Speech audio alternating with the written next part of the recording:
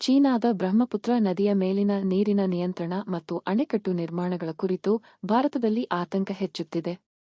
ಈ ನದಿ ಟಿಬೆಟ್ನ ಯಾಳುಂಗ್ ಚಾಂಗ್ಬೋ ಎಂಬ ಹೆಸರಿನಲ್ಲಿ ಆರಂಭವಾಗಿ ಅರುಣಾಚಲ ಪ್ರದೇಶ ಮತ್ತು ಅಸ್ಸಾಂ ಮೂಲಕ ಹರಿದು ಬಾಂಗ್ಲಾದೇಶದ ಮೂಲಕ ಬಂಗಾಳಕೊಲ್ಲಿಗೆ ಸೇರುತ್ತದೆ. ಚೀನಾ ಈ ನದಿಯ ಮೇಲಿನ ತನ್ನ ನಿಯಂತ್ರಣವನ್ನು ವಿಸ್ತರಿಸುತ್ತಿರುವುದರಿಂದ ಭಾರತದ ಈಶಾನ್ಯ ರಾಜ್ಯಗಳ ನೀರಿನ ಅವಲಂಬನೆ ಮತ್ತು ಪರಿಸರದ ಮೇಲೆ ಪರಿಣಾಮ ಬೀರುವ ಸಾಧ್ಯತೆಯಿದೆ. ಚೀನಾ ಬ್ರಹ್ಮಪುತ್ರ ನದಿಯ ಮೇಲಿನ ಹಲವಾರು ಅಣೆಕಟ್ಟುಗಳನ್ನು ನಿರ್ಮಿಸುತ್ತಿದೆ. ಈ ಅಣೆಕಟ್ಟುಗಳು ನದಿಯ ನೀರಿನ ಹರಿವನ್ನು ನಿಯಂತ್ರಿಸಲು ಮತ್ತು ಜಲವಿದ್ಯುತ್ ಉತ್ಪಾದನೆಗೆ ಬಳಸಲಾಗುತ್ತಿವೆ.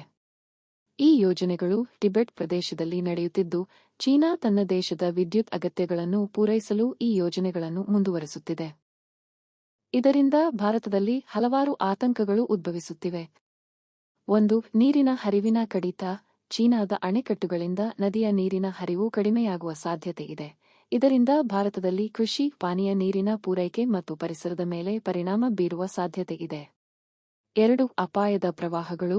ಚೀನಾ ನಿರ್ಮಿಸಿರುವ ಕೃತಕ ಸರೋವರಗಳು ಅಥವಾ ಅಣೆಕಟ್ಟುಗಳು ಹಾನಿಗೊಳಗಾದರೆ ಅನಿರೀಕ್ಷಿತ ಪ್ರವಾಹಗಳು ಸಂಭವಿಸಿ ಭಾರತದಲ್ಲಿ ಜೀವಹಾನಿ ಮತ್ತು ಆಸ್ತಿ ನಷ್ಟಕ್ಕೆ ಕಾರಣವಾಗಬಹುದು.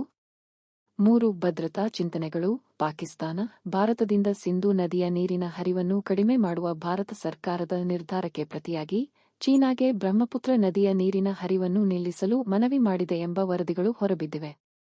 ಭಾರತ ಈ ಪರಿಸ್ಥಿತಿಯನ್ನು ಗಮನದಲ್ಲಿಟ್ಟುಕೊಂಡು ತನ್ನ ನೀರಿನ ಹಕ್ಕುಗಳನ್ನು ರಕ್ಷಿಸಲು ಮತ್ತು ಪರಿಸರದ ಸಮತೋಲನವನ್ನು ಕಾಪಾಡಲು ಕ್ರಮಗಳನ್ನು ತೆಗೆದುಕೊಳ್ಳುತ್ತಿದೆ.